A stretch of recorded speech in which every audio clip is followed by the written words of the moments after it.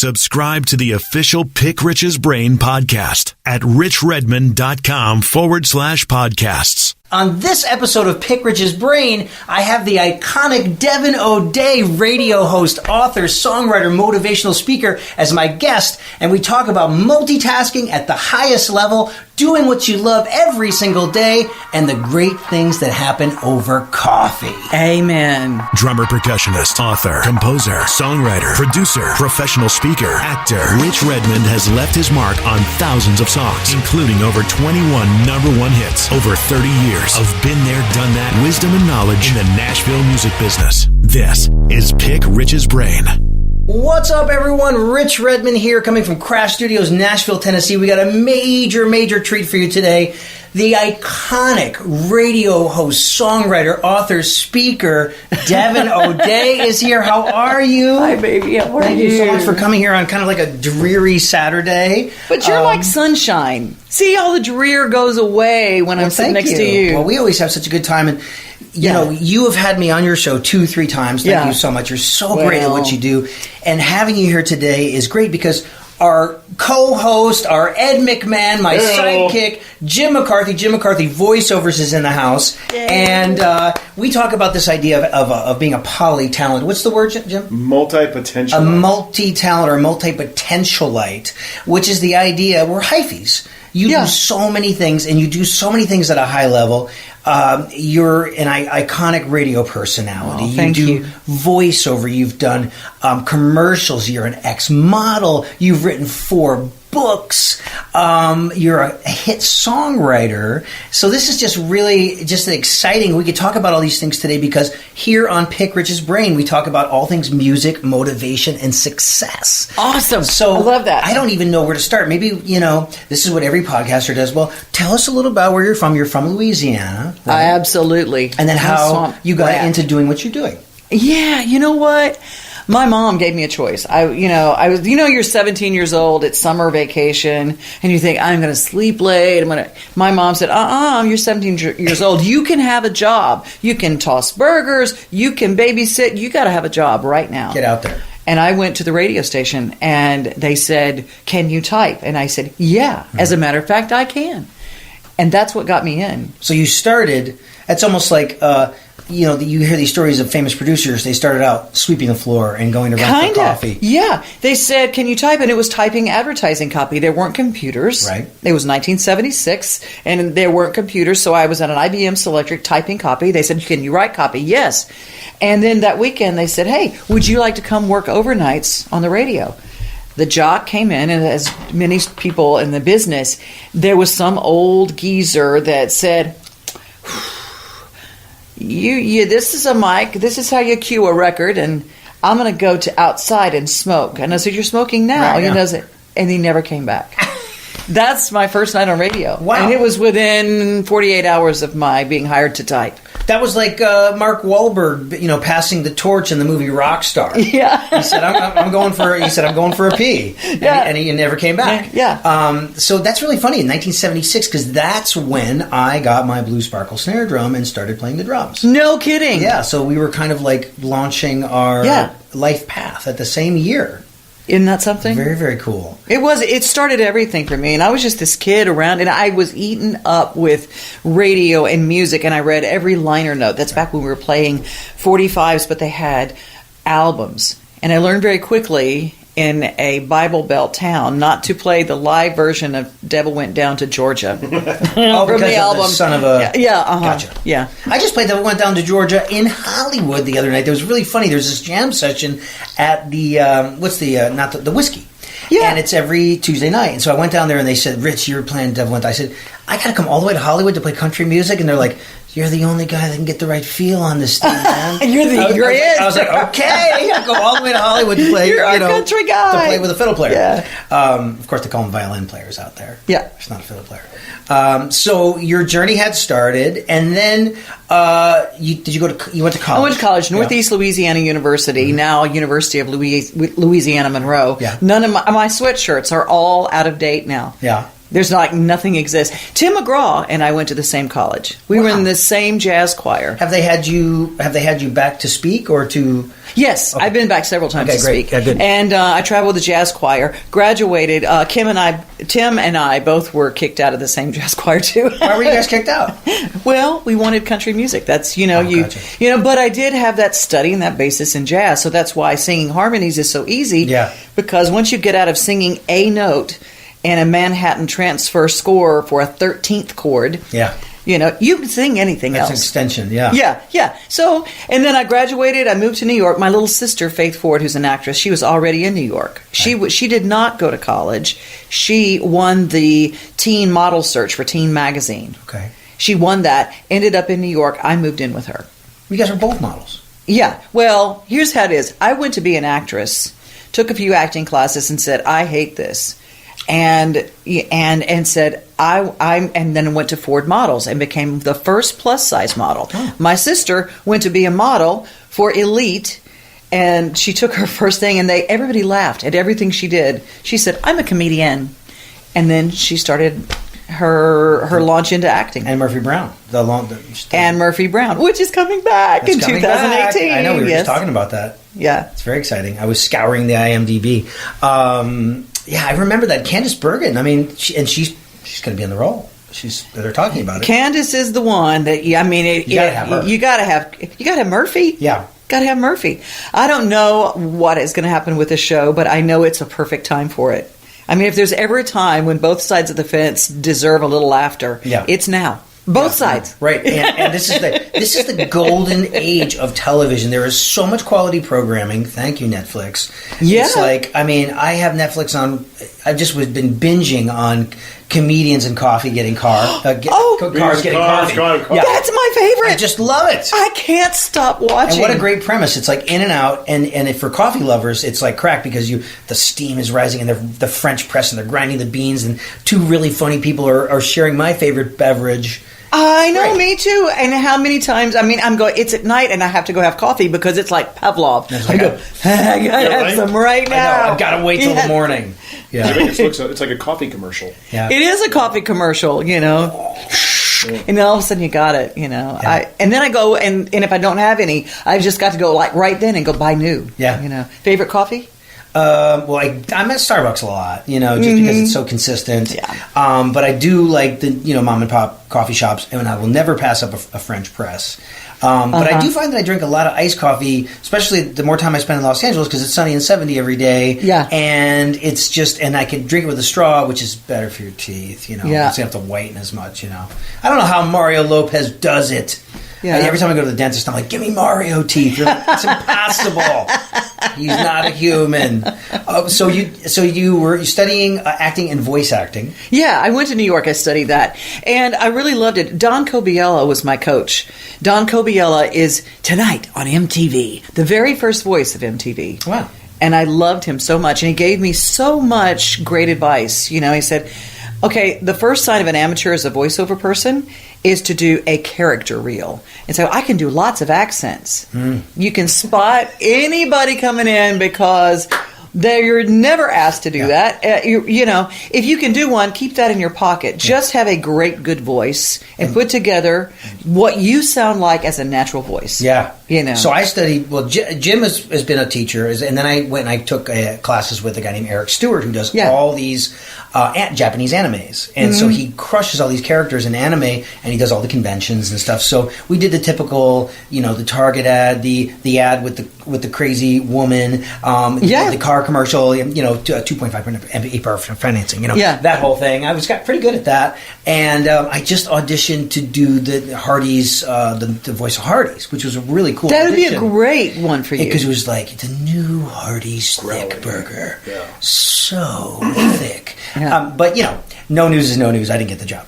But, I'm in the game. It feels good. You're in the game. You're 100% guaranteed not to get the job if you don't audition. You gotta try. You do. And acting and voice acting is totally based, of course, relationships. Relationships help you get in the room. Your team helps you get in the room. But it's all audition based, which is in the music business. I feel like at some point it used to be audition based, and I get so many messages from people saying, "Hey, keep me in mind for auditions." I can't remember the last time there was an audition for a musical act in Nashville. It is so relationship based because the expectation is that you're going to be able to play, that you're great at your craft. It's like, who's got the right look, and who do we want to hang out with for 23 hours a day? It's relationship. It really is relationship. But I wish it was like that in acting.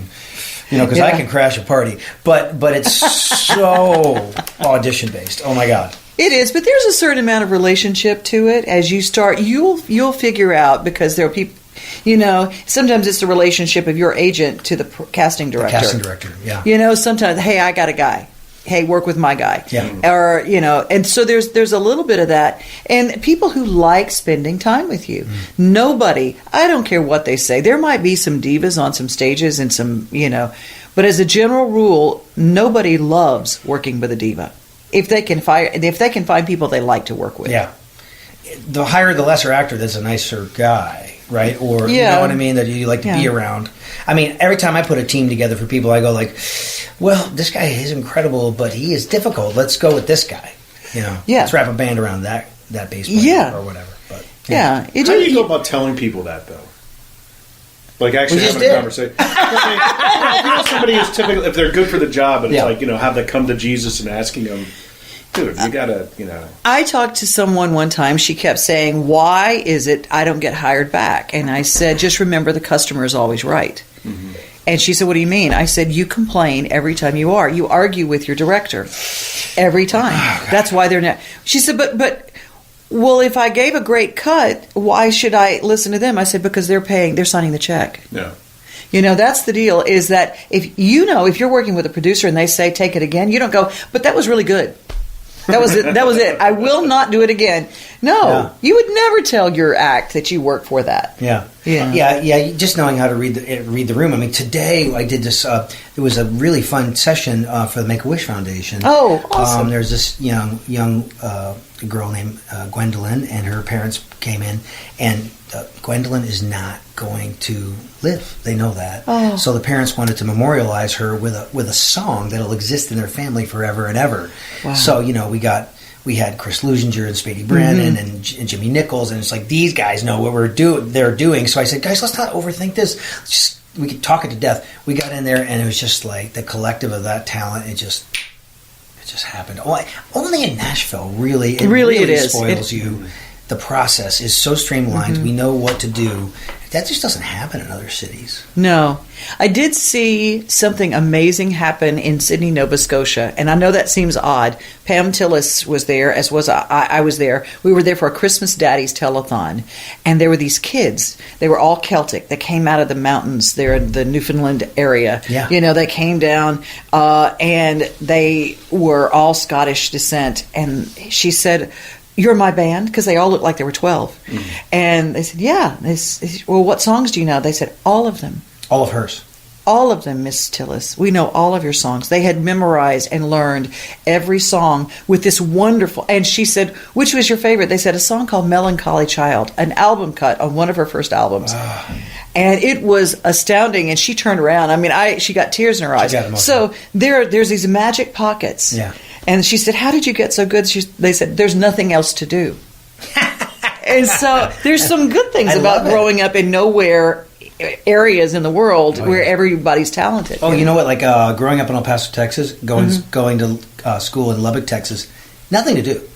You're in the southwest Texas, tumbleweeds everywhere. And college, I just practiced. So by the time I got to Dallas, I was like, okay, I got my skill set now. I just got to figure out how to get gigs. But speaking of Pam Tillis, that was my first marquee job in Nashville. That was based on audition. But the previous drummer called and said, hire Rich. And so they put in a good word for me, and Pam and I hit it off, and we worked together 2.5 years. You wrote songs for Pam, right? Yeah, and I got to sing with her. There was a festival that used to be. I sang backgrounds with her. I was singing at Summer Lights, and the big festival. And we went down, and I go, and how many times do you get to sing background vocals with Pam Tillis as the other part? She sang the high harmony. I sang the low harmony. It was awesome. Yeah. Wrote a song. Co-wrote a song called Space. and it wasn't released as a single, but it was on a Thunder and Roses CD, but it got chosen to go on this Women of Country Music Raisin Bran box. I know Space. We played Space. Yeah. You were okay. Boom. Now, as far as let's look at some of these other people you've written songs for. Leanne Womack, Hank Williams Jr., Pam Tillis, Neil McCoy, Trace Adkins. So are you just in the game where you're just writing all the time and you know these people, so you're personally pitching, or are you writing with them, or do you have a plugger, or how does that work? I personally pitch, but I don't personally pitch to the artist unless I can. If I can, believe me, as Alan Jackson will tell you, Devin will show up at your doorstep and hang something with a big bow on the front gate. Not recommended. That didn't work. But I will say that George Strait, I took it to Irv Woolsey's office, the management office. There was an overflowing box of pitches. And I just put mine on there, and I got a phone call that week. That's awesome. That's interesting, that there's an overflow pile of pitches. How do you make yours stand out? Because that's like in radio, you open up an air shift, you get inundated with demo tapes and people all around the country, but you get those people that really know how to stand out together. Well, she stands out because they know you as a radio personality, right? I had my name on there, so maybe that helped because it had a name, but it's still in a box full. I mean, they don't see a name in a box full. Now that from what you can see in those boxes, can you see other people that try and differentiate? Yeah, but they probably knew everybody in that box. Now Here's that box the deal. is in here. Yeah, that little bites with a Y, bites. But that's actually not a bad tactic to do it the analog way. Yeah, you know what? No, here's the deal. No one has CD players anymore. People say, here, this is my new solo record, and they give me a CD. I go, I don't have one in my car. I don't have one on my computer. Yeah. I don't have one. That's very true. That's true. That's weird. You have to, but you find a way, the easiest way to get to that person, and maybe it's not CDs anymore. Maybe it's finding a person that you can email something to. They're great services, between Music Row, Taxi. There's some places that can kind of connect you. That way. Sometimes, again, the relationships. So with all these different things that you're doing. People always ask me, like, okay, so you're wearing all these different hats under this big entertainment umbrella. How do you decide when you're going to do what? So, like, you're hosting radio shows, you're going to work at WSM, you're doing voiceover, you're recording for Audible, people's books. Mm-hmm. So I think maybe I just answered the question. You're doing what lands on that needs to be done that day, right? Yeah, and my word for the year. I mean, I don't do resolutions. I do word for the year, and my word for this year is structure. You live your life, and there are moments in your life when you go, I am just breaking free of whatever. But I find if I really structure my day, I get more done. Mm-hmm. And so I literally have a whiteboard every day. It's on my refrigerator. And I write it down, and I say, okay, animals are taken care of. Got up in the morning, did my focus. I do focus every morning, whether it's all meditation. Mindfulness? Yeah, mindfulness. And mine is scripture, and I always read my scripture, and I have this great book called Jesus Calling that it just seems to work for every day. And then I move really quickly into, okay, I've got to do something creative. I got to move my body. Okay, then I get right into the radio show. Make sure all my bookings are taken care of. If I've got a session that day, I've already put in 4 hours of work before I leave for a 9:30 session. Oh my God! So you're up at 5. Yeah, I'm usually up really, really early. And because I like to start my day slowly. So a lot of times I was out of bed today. Boom! It was rip roaring. Got to go get drum sounds. Yeah, you get that. They're the fast days. But if I can just get that cup of coffee in my sunshine yellow mug, it's like okay, it's all right. It's gonna all be good. I'm so glad you drink coffee because when my parents quit coffee, they went to tea. I said, "You guys quit." Oh, quit the club, the aroma, the ritual, the everything about it is just incredible. We love you, Juan Valdez. Okay, so tell us a little bit about your author. You're an author of My Southern Food, My Angels Wear Fur, and there's 2 other titles, right? Yeah, and some ghost titles that I've written that nobody knows, and I don't talk about. I won't mention that I wrote a book. So these are biopics? No. Well, some of them were gift books, and I've worked with different people. I got to work kind of behind the scenes with Tony Orlando for a gift book for Tie a Yellow Ribbon, and so that was a real gift. And he's He was so sweet. Tony called and said, "You probably don't even know who I am." But I said, "Tony, I carried your picture in my wallet in high school." I said, "Of course I know who you are."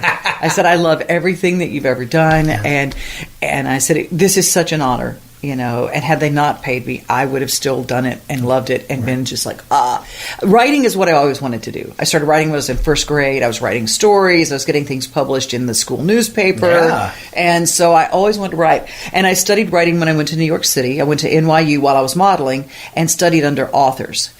Study under people who do what you do. Find the professionals that you admire and get in touch with them. You can always do that. Yeah. If you look at Nashville, you see who cuts the records, and you go, I can meet Rich Redmond. Study under somebody who's doing what you want. Oh, yeah, absolutely. Model yourself after them. And if you can, go have a conversation with them. Take them out for coffee or whatever. And the pros are more accessible than you would think. Yeah, you know, it's interesting. We talk about mentorship, you know, and I was kind of thick-headed when I came to town. I just said, you know what? I don't care how long it takes. I have a voice. I have something to say. I'm just going to hold the course. But you know, some people were super supportive, like Eddie Bears, Lonnie Wilson. Oh, of course. You know, they were so helpful, and they were like, "Welcome to town, kid. You sound great. Go out there, and just shake hands and get involved and get going. Like, start." Right. You know, which is it was the advice I give everyone right now. Like, go play your instrument. So, listening to your history, you've always subscribed to the idea of doing several things. Yeah, and well. Because when I was growing up, my mom also, other than making me get a job and say do radio or whatever, she took me to the library. And I was going through books of I discovered biographies. She put biographies in my hand. I started just reading every biography, and I still do that to this day. Yeah. And I saw another person who does that is Andy Andrews, who wrote The Traveler's Gift. He studied, and you read these biographies of people who are successful, and they have common denominators, and pretty soon those common denominators became mine. It's so funny to read somebody else had done that very same thing when I read Andy Andrews, the way he does things. Of course, 100 biographies in a year, and all of a sudden you go, oh yeah, there is a common denominator. For successful people. Successful people, Renaissance people. I was fascinated with Leonardo da Vinci. I thought, you mean you can do that? People like Leonardo da Vinci, and I looked at Dolly Parton. Dolly Parton, her birthday is the day after mine.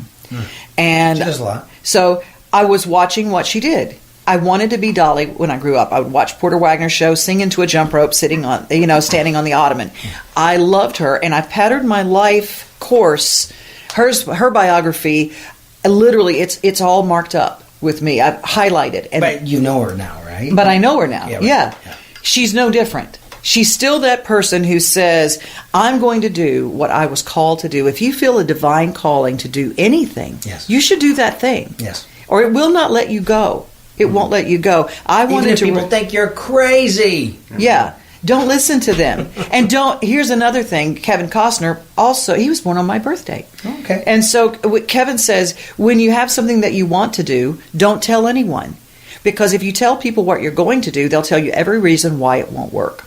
But if you go ahead and do it, those same people will be lined up going, how did you do that? And interesting. Yeah. So I like that idea because I'm a doer. I like to do, but also there's a philosophy of enlisting help from your friends. Say, this is what I am trying to accomplish. That's how I ended up coming to Nashville, because I said, it is time for me to get out of Dallas, Texas. There's a glass ceiling here so thick. I want to hear myself on the radio. I want to see the world on someone else's dime. It's not going to happen in Dallas, Texas. I need to move to New York or L.A. I started asking around. Does anybody know who's looking for a drummer on a national level? And my friend goes, Trisha Yearwood. And I flew to Nashville to audition with Trisha Yearwood. Trisha Yearwood's band hooked me up with an audition for Tina Carter, and Tina Carter's band hooked me up with an audition for Barbara Mandrell. And I didn't get any one of those gigs, even though they liked my playing, because they said, kid, where do you live? I said, Dallas, Texas. I should have said Nashville, Tennessee, because that was the defining. They were like, man, we need you to live here. I would have moved, but there was something about the fact that Nashville is very particular about, are you in the club? Are you committed enough to be here? Must be present to win. So that's what I did, is I moved here. You have to be here. Gotta be here. you know. But I enlisted the help of a friend, and that's what got me here. Yeah, enlisting a help is different than going to everyone and telling them what you want to do. Gotcha. See, because I've had a lot of help, and I was not afraid to ask people. I met Barry Beckett from Muscle Shoals, greatest producer ever. His son, Mark. And I met Barry before I even knew who he was, what he did, blah, blah, blah. And I said, well, I need to meet people. I just moved here. Now, who knew I was going to be sitting across the table with Barry Beckett with a cup of coffee? I didn't know. Yeah. And he said, hey, well, let me introduce you to people. Nice. My first real recording, my first pitch meeting was with Barry Beckett. Wow. You went right to the top. Good things happen over coffee. Good things happen over coffee. And I pitched him a song, and it ended up being a single for Hank Williams Jr. There you go. Yeah, there he is right there. Yeah. Man. Yeah. Okay, so all these books, they're still for sale. They're at Amazon. You just go to Amazon. That's the easiest way. Everyone's like, where do you sell your stick? And I was like, dude, just go to Amazon. Everything's at Amazon. Go to Amazon, and no matter what publisher I'm with, and even if you self-publish, find a way to be on Amazon. Yes. No matter what you do, be on Amazon because, somebody in their underwear at midnight's going to be ordering it. Oh my God, am I selling food? Purchase. Purchase. This is such a great conversation. It's so rich. I'm just inspired. Rich conversation. Do we get it's a rich conversation. Do we have any cool questions? From actually the Book of Face. We have a lot in common with radio and everything, and with your writing background, storytelling, and with biographies. Did you do a lot of advertising, copywriting? Yes. Oh, that's Did that help you? Oh, yes. Because no matter what you write, whether it's a song at 3.5 minutes, whether it's a 30-second spot, whether it's a 10-second spot, it's all a story. Mm-hmm. And the only thing that's different is a melody and the length. Wow. So if it doesn't have a melody, your chances are you're writing a prose or copy. Well, there's a melody to your copy, though. The way you read thank it. You. Yeah. Thank you. Are you a big fan of Roy H. Williams? He is Wizard of Ads. No, I don't know that. Really? Yeah. I know. Look, I've actually been listening to his podcast called The Wizard of Ads. He does the Monday Morning Memo. Big. Oh, a new thing to listen to. Yeah, good stuff. Really good stuff. But he's, he talks about a lot of that with the rhythmic foundations of storytelling and making things bounce and stuff like that in ads and everything. See, voiceover artist, hobbyist drummer. See, he has the rhythm. I do, but I haven't played very much lately. I know. Don't give it up. If you quit the drums, folks, you're going to be very upset with yourself. Your drums will quit you. My divine calling will annoy the crap out of me. Yeah. And a lot of people checking in. Carol Bonds, Jonathan Yarbrough, I think you know him. Yeah, Jonathan. Yeah. Tori Dent McDonald. Of course, Tori. Hey, Tori. Making your way from, you just start with modeling, then music, songwriting, and then get into radio?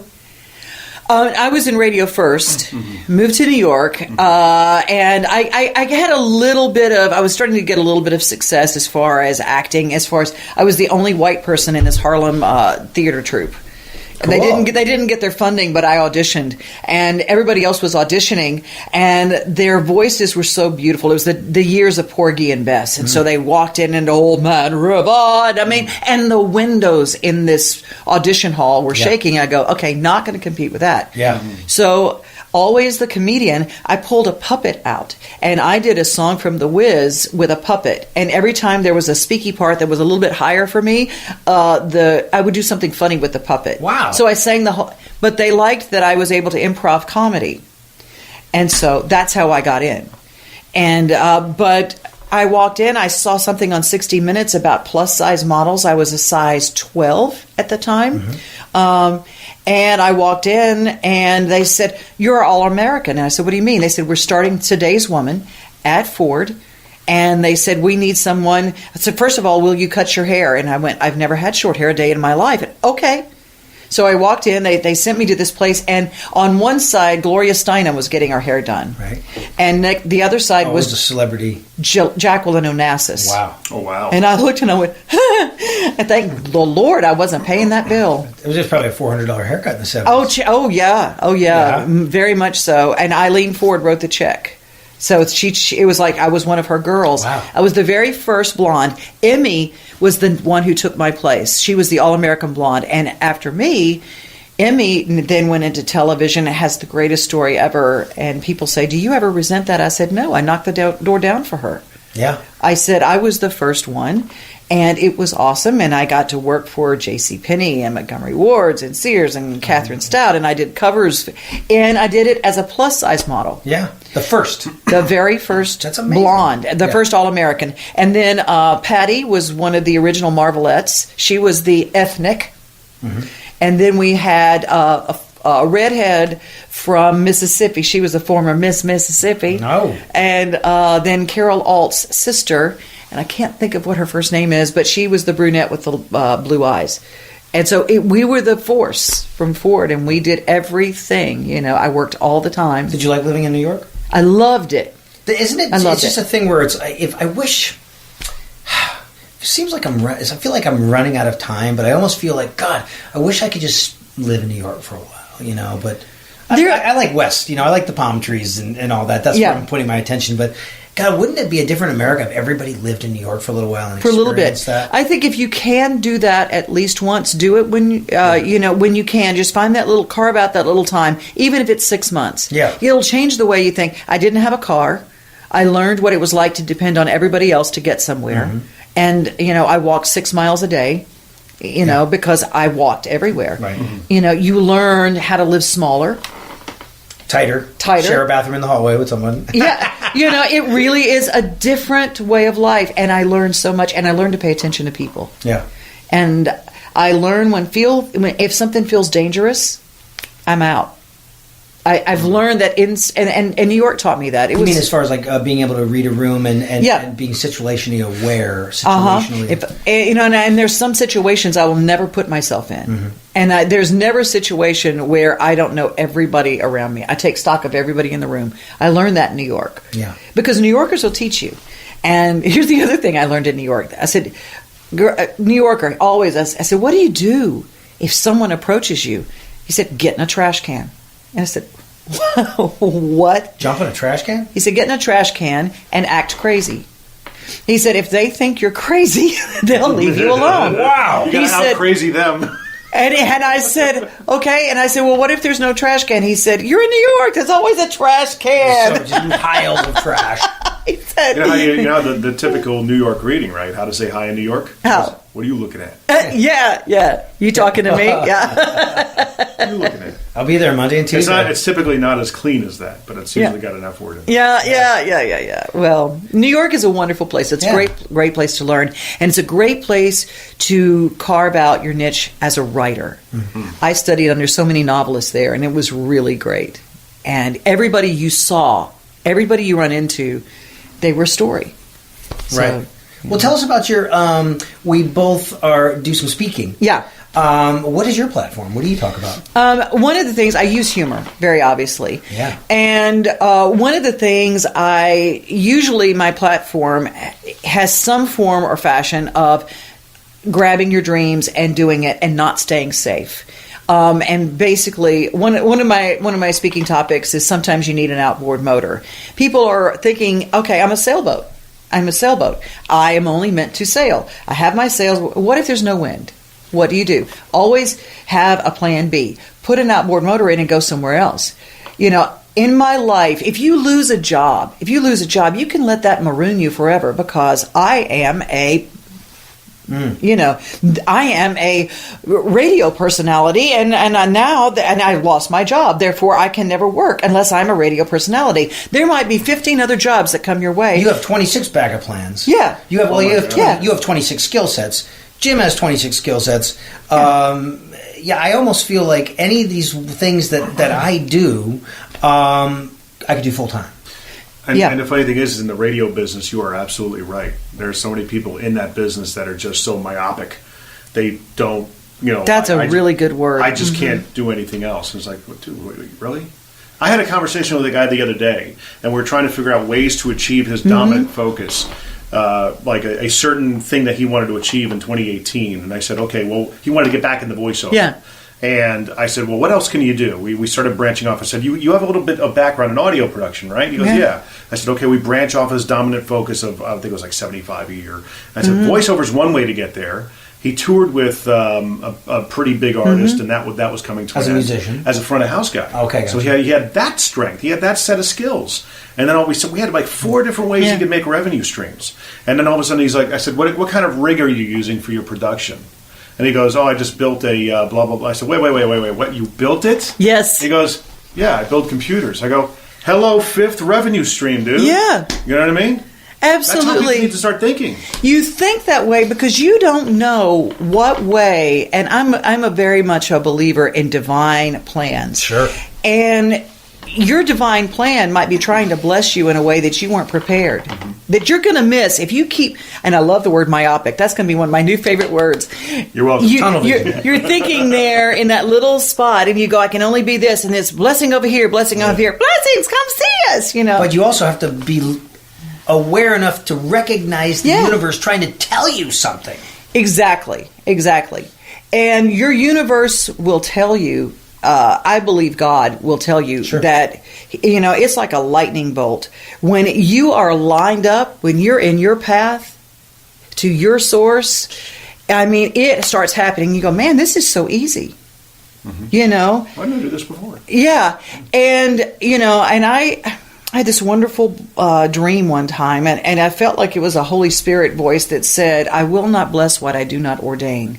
And I think about all the doors that have shut for me over the years when things got really, really tough.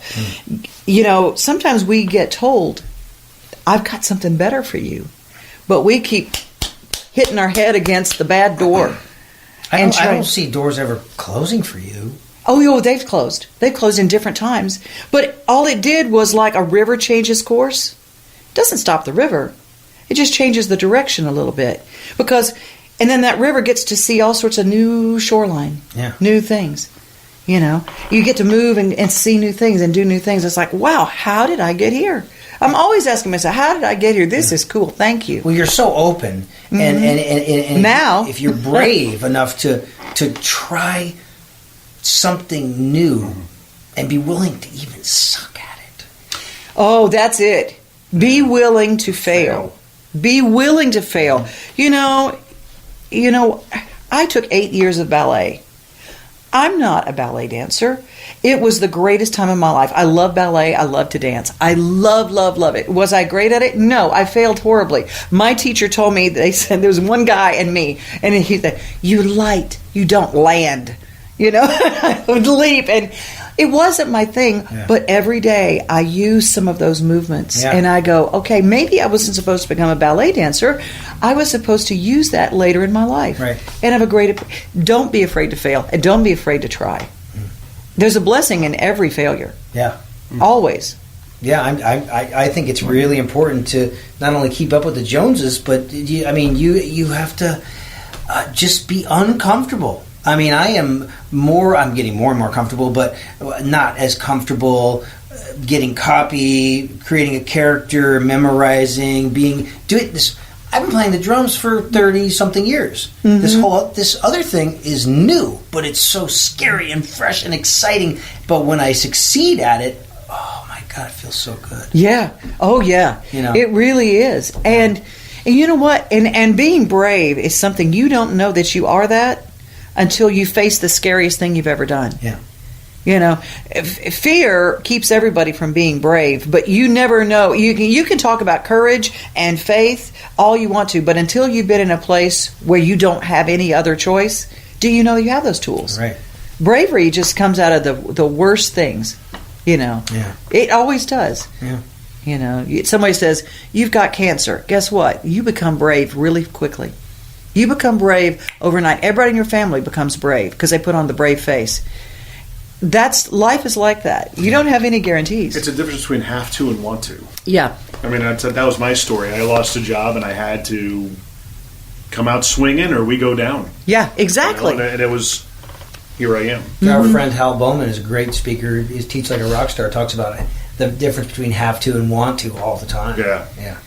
We have a good buddy Hal. It's funny because you are loaded up. Like someone should be doing those meme pictures. You've got like I'm writing all the stuff like You got to find the blessing in the failure, or what you said. I mean, that's it's some really good quotes.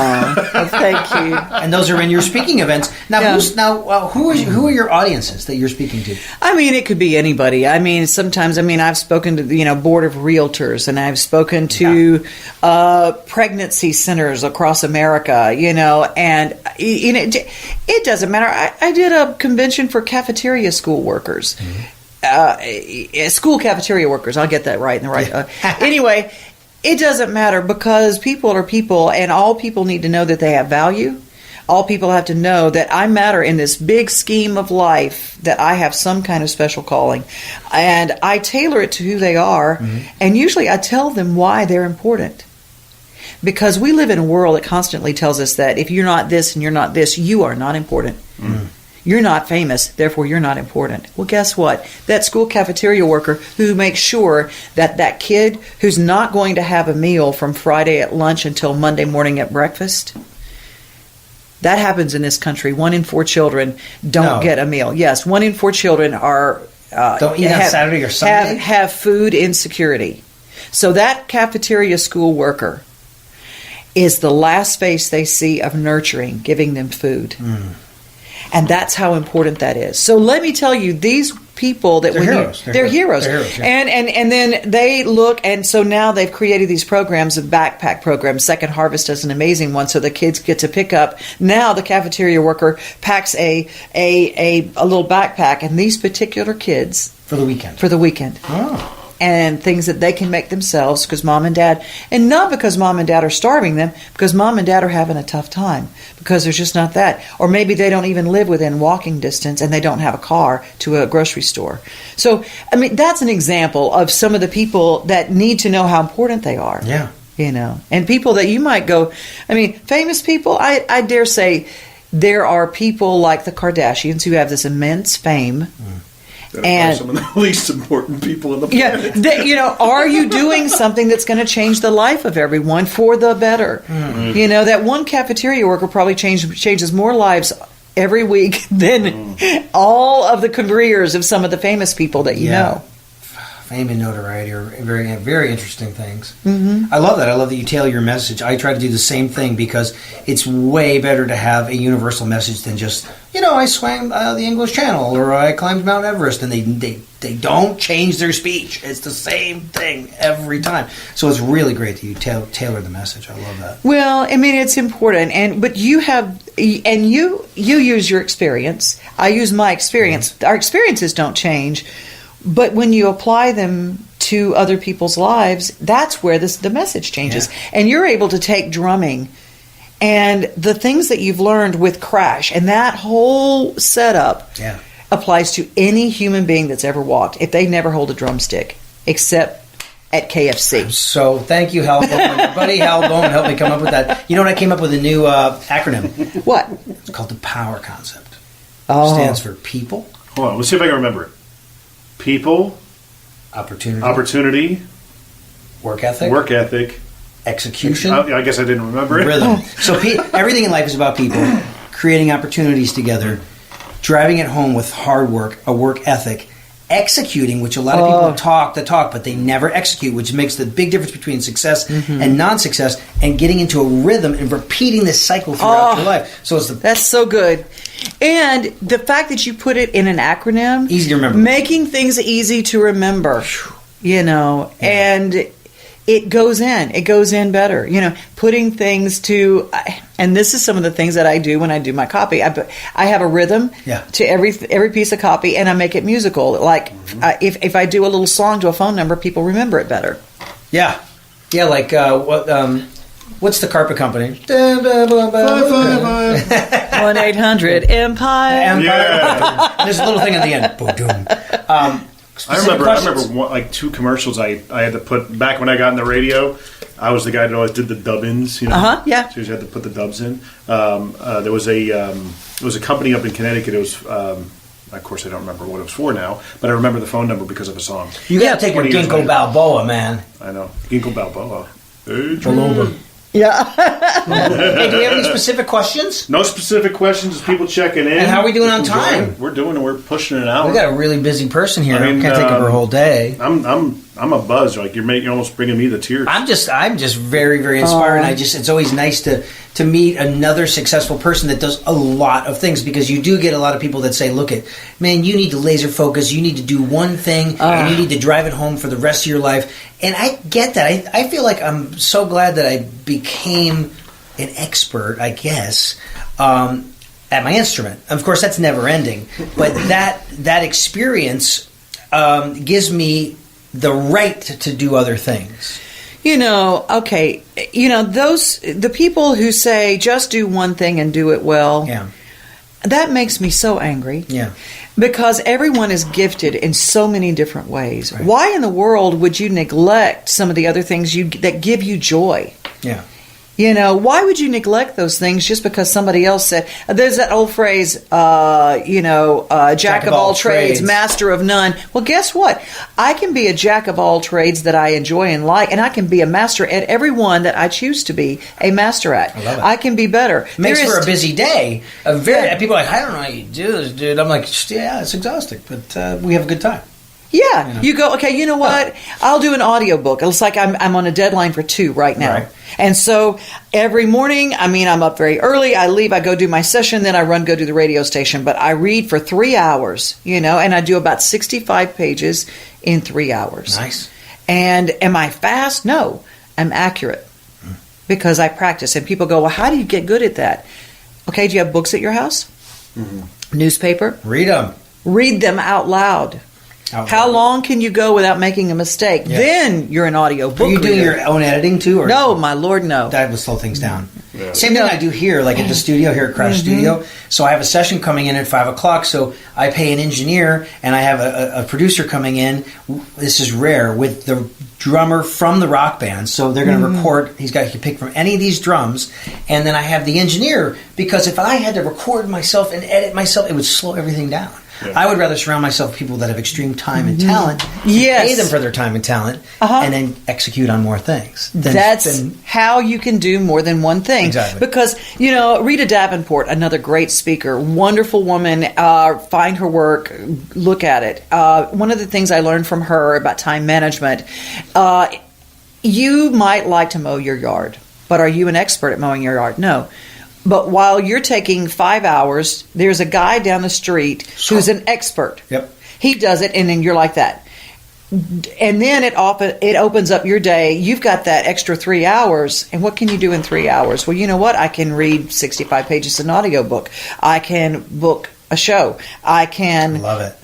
In 3 hours, I can write a song. I think lawn care, maids, and dry cleaners are worth every penny. Because the time and energy you save by not doing those things, you could do all these other things. And those people are experts in their field. They're experts. Guess what? You let them do what they're gifted at. Yes. And the more people you bless by letting the experts in their fields do their work, you get to be an expert in your field. And don't be a bad tipper, America.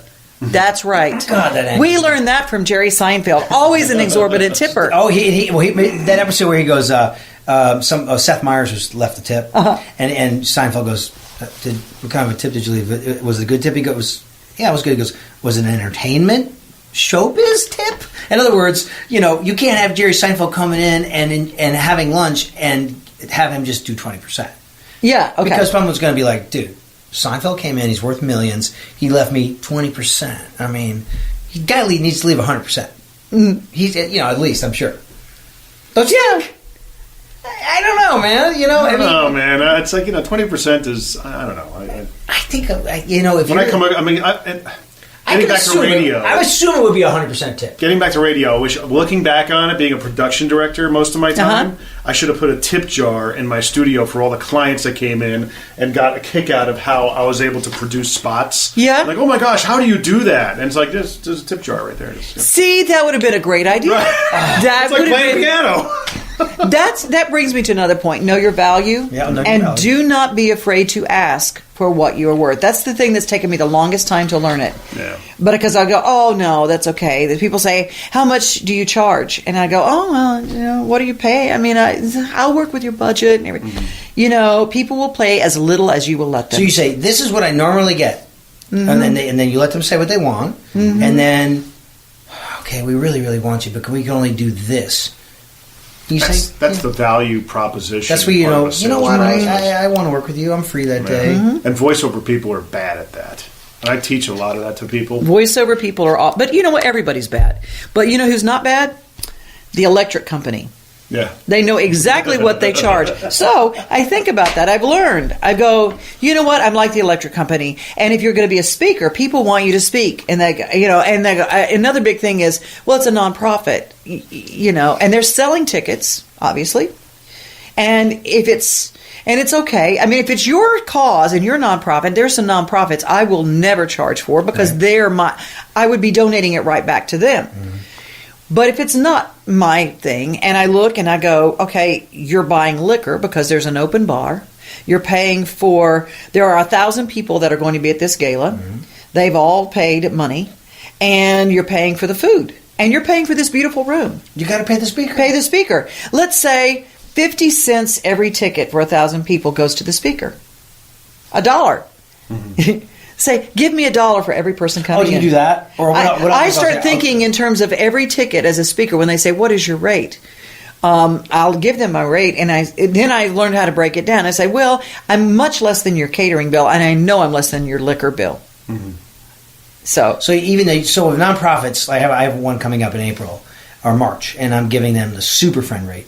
But it is a nonprofit, and I'm covering for someone else that got booked, and I said, well, I'll cover for you. And it's like my mother said, Rich, never complain about what you're getting paid, because I have been a career nurse for 40 years. Right. And I've been covered in blood and urine and people dying on me every second of every day to make, I think a good nurse can make like $300 a day. That's a 14-hour shift. It's unbelievable. I'm like, what our nurses go through, you're right. What our teachers go through every day. Well, teachers, this is a travesty. This is an absolute, let's get political. Teachers don't get paid enough. They're responsible for our kids. Ouch. But they did make the decision to go into it knowing full well what it paid. I know. Why it's like a radio person. But why doesn't it pay more? We need to pay athletes less and teachers more. Because, okay.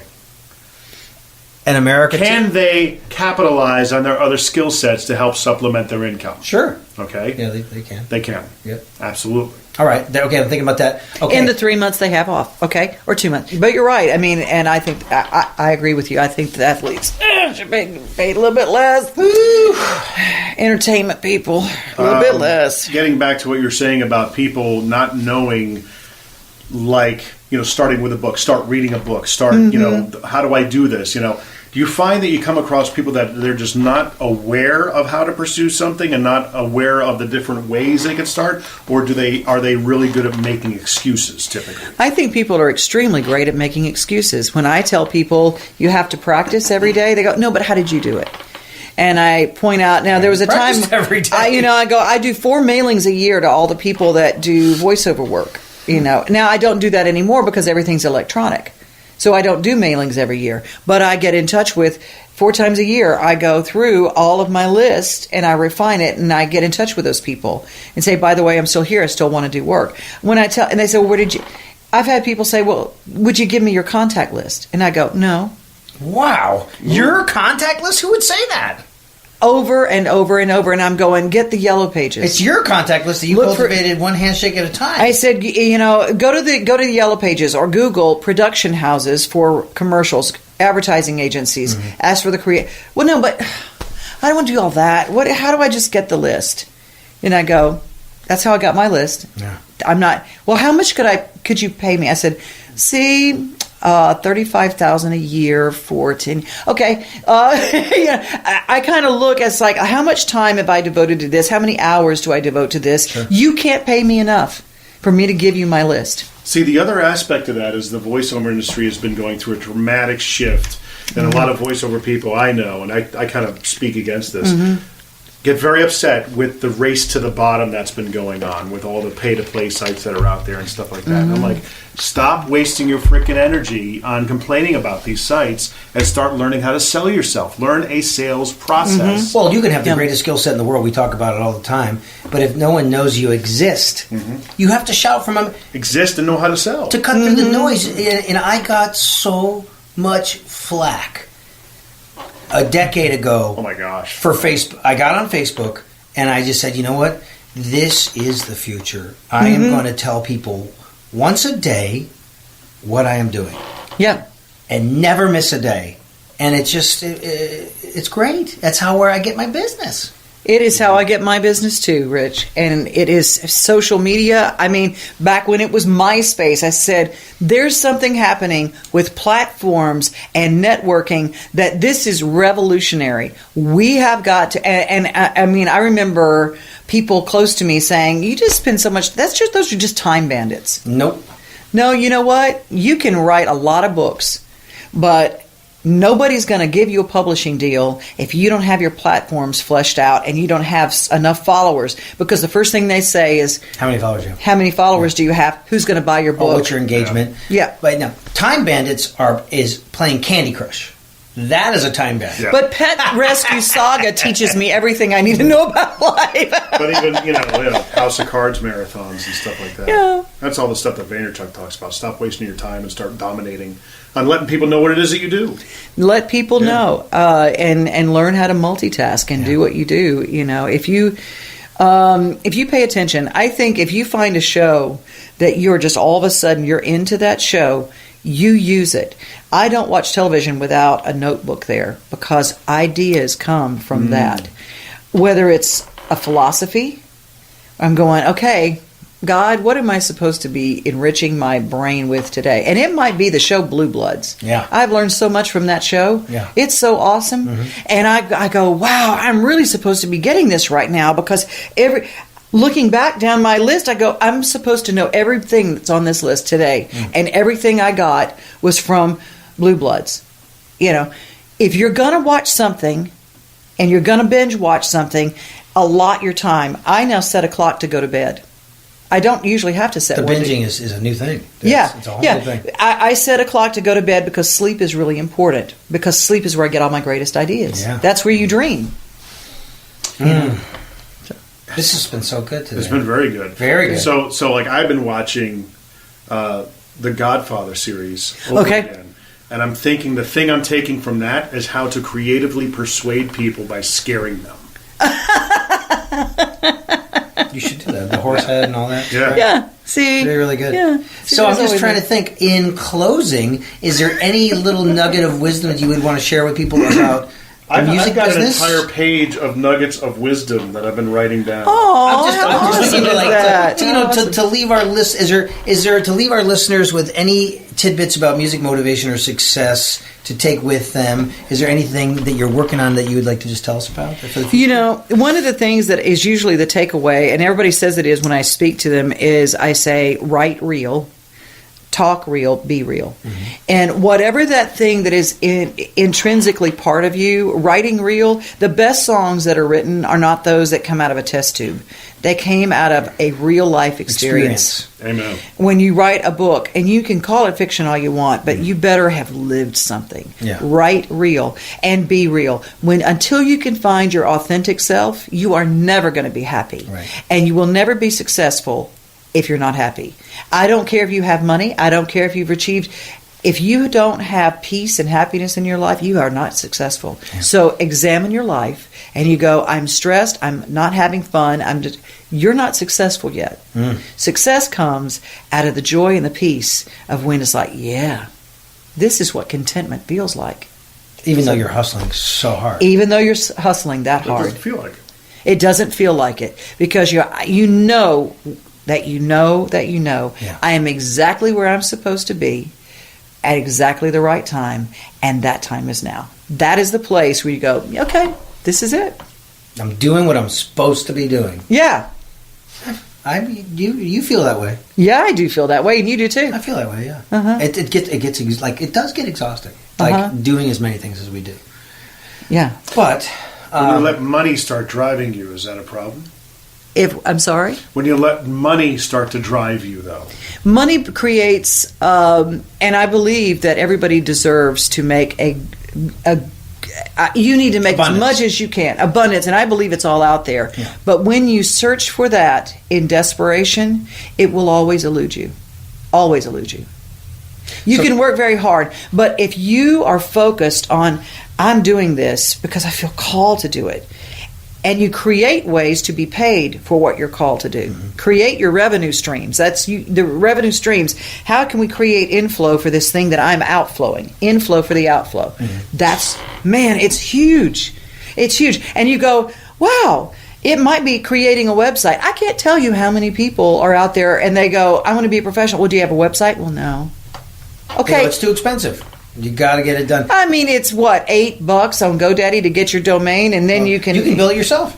With yes, with a template. I do it all the time. Yeah, and it takes a little time. Yeah, but you have to invest in yourself. You have invest in yourself. Yes, that's it all the time. Mm-hmm. I love it. And make sure you surround yourself with people who love you in your real raw state. And if I call it fair weathers. When you get a new gig and you're out on the road and stuff, man, hey, how you doing? Can you hook me up? Can you give me tickets? Yeah. How many times? Yeah. And when you're down, the people that you can count on your hand, on usually one hand, people always say the old joke, who'll show up at 2 a.m. to get you out of jail. Yeah. Interesting. I mean that Harry Warner, God bless him, he from BMI years ago said, it's the people that'll get you out of jail at 2 a.m. You find out who your friends are. Yeah, you find out who your friends are. Yeah, that's exactly right. So, being that you were in a choir with Tim McGraw, did you ever go, hey Tim, I got a song? All the time. All the time. And Tim McGraw reminds everyone, well, she was way ahead of me in school. I was not. He's my fraternity brother too. We were both in Pi Kappa Alpha. I was a little sister, and he was a little behind me. Right. It's just a small world.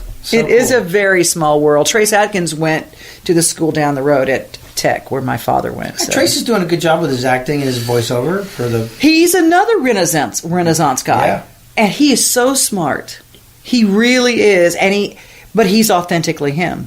You meet Trace out anywhere, the only thing he doesn't show out in his professional is he's just a marshmallow.